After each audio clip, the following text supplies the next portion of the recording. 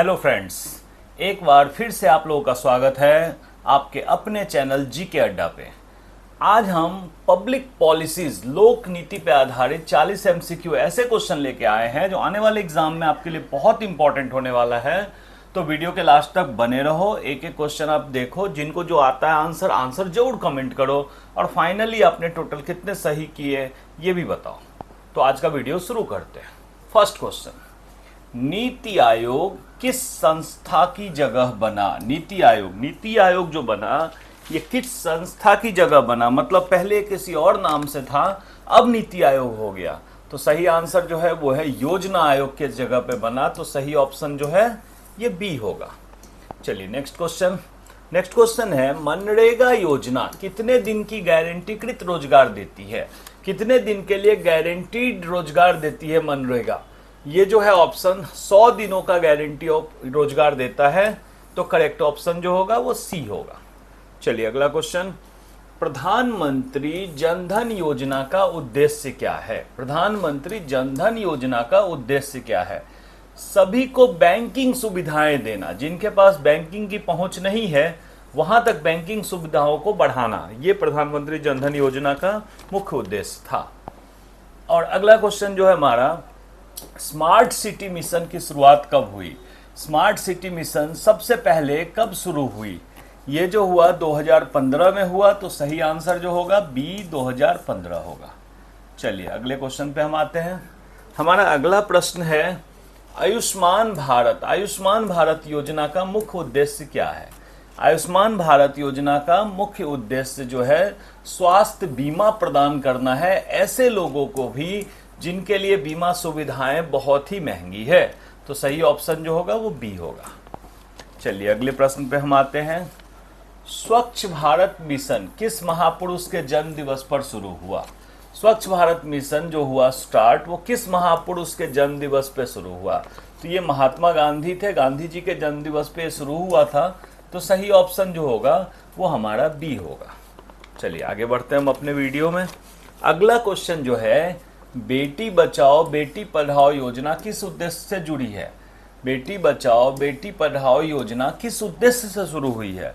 Basically लोग बेटियों के बर्थ के विरुद्ध होते हैं और इसलिए उनको बचाने के लिए ये शुरू हुआ, क्योंकि धीरे धीरे प्रति 1000 पुरुषों पे महिलाओं की संख्या घटती जा रही है। तो लिंग समानता डिस्टर्ब न हो। तो करेक्ट ऑप्शन जो होगा वो सी होगा। चलिए अगले प्रश्न पे आते हैं। प्रधानमंत्री उज्ज्वला योजना किसके लिए है? प्रधानमंत्री उज्ज्वला योजना किसके लिए है?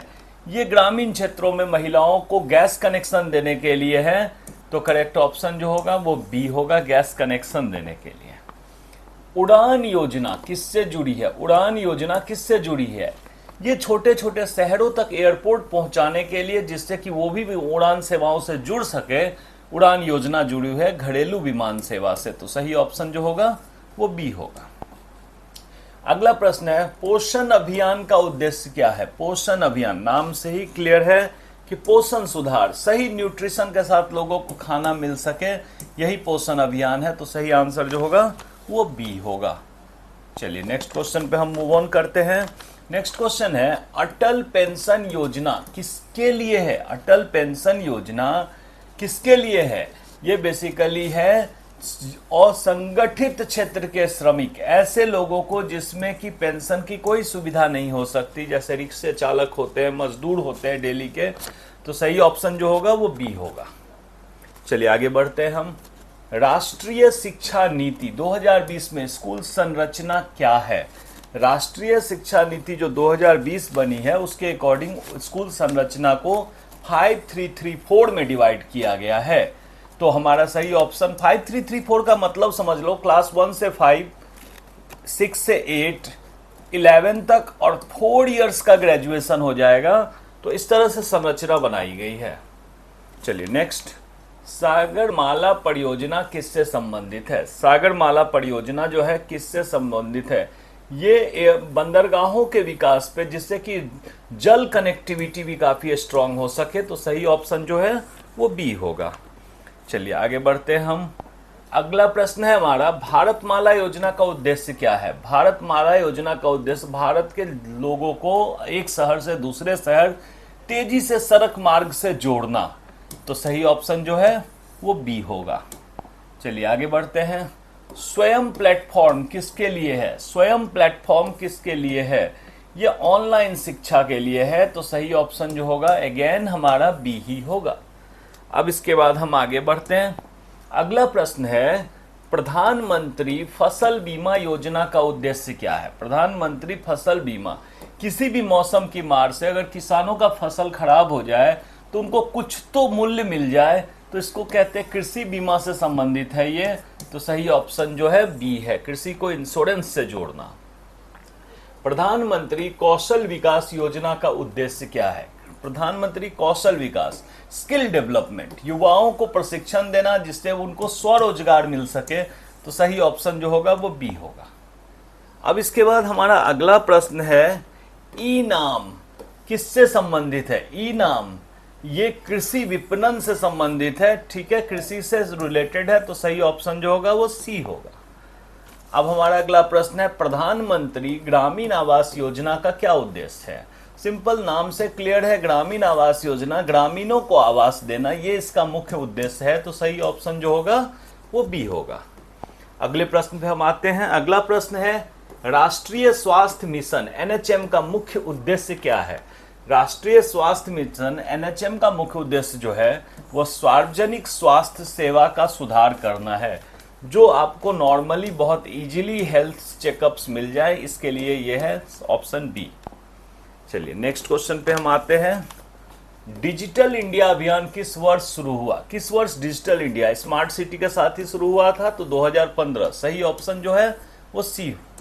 अब इसके बाद अगला प्रश्न है कि मेक इन इंडिया, यहाँ पे ध्यान दो, ये मेक इन इंडिया अभियान का क्या उद्देश्य है? मेक इन इंडिया अभियान का उद्देश्य जो है विदेशी निवेश में वृद्धि, उत्पादन में आत्मनिर्भरता, रोजगार सृजन, ये सारे के सारे जो ऑप्शन है ये सही ऑप्शन है। भारत में सभी चीजों के प्रोडक्शन पे जोर दिया गया। अब इसके बाद स्टार्टअप इंडिया किस क्षेत्र को बढ़ावा देता है? स्टार्टअप इंडिया ये जो है युवाओं, उद्यमियों को अपना रोजगार लेने के लिए, अपना स्वरोजगार को प्रोत्साहित करने के लिए है, ऑप्शन सी। नेक्स्ट क्वेश्चन है हमारा, जैम ट्रिनिटी में एम का क्या मतलब है? जैम ट्रिनिटी में एम का क्या मतलब है? एम का मतलब जो है मोबाइल है, ठीक है, तो सही ऑप्शन जो है वो हमारा बी होगा। अगले प्रश्न पे हम आते हैं। राष्ट्रीय डिजिटल स्वास्थ्य मिशन का क्या उद्देश्य है? राष्ट्रीय डिजिटल स्वास्थ्य मिशन यह है डिजिटल स्वास्थ्य रिकॉर्ड रखना, कि एक बार पेशेंट के सारे रिकॉर्ड्स रिकॉर्ड हो गए तो डॉक्टर को चेक करने में आसानी होगी। फिर है हमारे पास, प्रधानमंत्री श्री योजना का संबंध किससे है? प्रधानमंत्री श्री योजना का संबंध जो है उत्कृष्ट स्कूल से है, तो सही ऑप्शन जो होगा वो बी होगा। चलिए अगले प्रश्न पे हम आते हैं। अगला प्रश्न है, राष्ट्रीय ग्रामीण आजीविका मिशन एनआरएलएम किससे संबंधित है? राष्ट्रीय ग्रामीण आजीविका मिशन एनआरएलएम किससे संबंधित है? ये महिला सशक्तिकरण से संबंधित है, तो सही ऑप्शन जो है वो सी होगा। नेक्स्ट है हमारा, प्रधानमंत्री गरीब कल्याण अन्न योजना का क्या उद्देश्य है?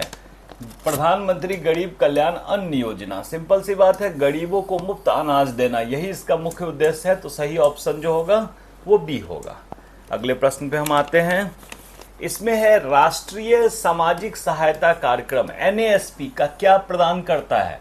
ये बेसिकली जो है पेंशन प्रदान करता है, तो सही ऑप्शन जो है बी ऑप्शन होगा। चलिए नेक्स्ट पे आते हैं हम। एक राष्ट्र एक राशन कार्ड योजना का क्या उद्देश्य है? राशन कार्ड, एक राष्ट्र एक राशन कार्ड, ये योजना जो है राशन कार्ड पोर्टेबिलिटी के लिए किया गया, कि एक बार बन गया तो अलग अलग शहरों में वो वैलिड हो, आपको बार बार नया ना बनाना पड़े, तो सही ऑप्शन जो होगा वो बी होगा। चलिए अगले प्रश्न पे हम आते हैं। अगला प्रश्न है हमारा, मिशन कर्मयोगी का उद्देश्य क्या है? मिशन कर्मयोगी का उद्देश्य क्या है? यह सिविल सेवकों का प्रशिक्षण, सिविल सेवक जो है आईएएस ऑफिसर्स, उसको ट्रेनिंग दी जाती है, सही ऑप्शन जो है हमारा बी होगा। चलिए अगले प्रश्न पे आते हैं हम। संकल्प योजना किससे जुड़ी है? संकल्प योजना किससे जुड़ी है? ये कौशल विकास सुधार, स्किल डेवलपमेंट से जुड़ी हुई है, ये सही ऑप्शन जो होगा वो ए होगा। चलिए अगला प्रश्न हमारा जो है, इसमें है कि PMGDISH PMG दिशा का उद्देश्य क्या है। इसका उद्देश्य आपका क्या है, ये बेसिकली है ग्रामीणों को डिजिटल साक्षरता देना, जिससे कि सब मोबाइल इंटरनेट का उपयोग कर सके। तो सही ऑप्शन जो है वो ए है।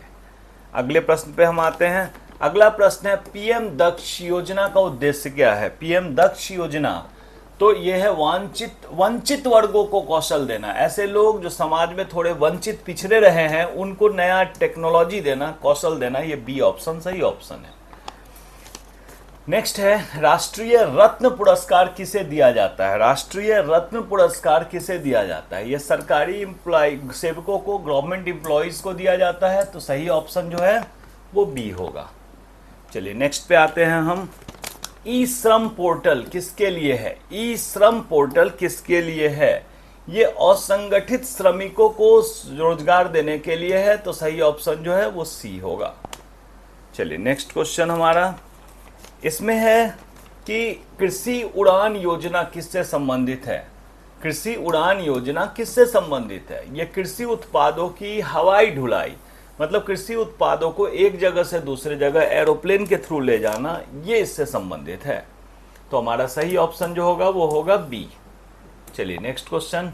प्रधानमंत्री मातृ वंदना योजना का क्या उद्देश्य है। प्रधानमंत्री मातृ वंदना योजना का क्या उद्देश्य है।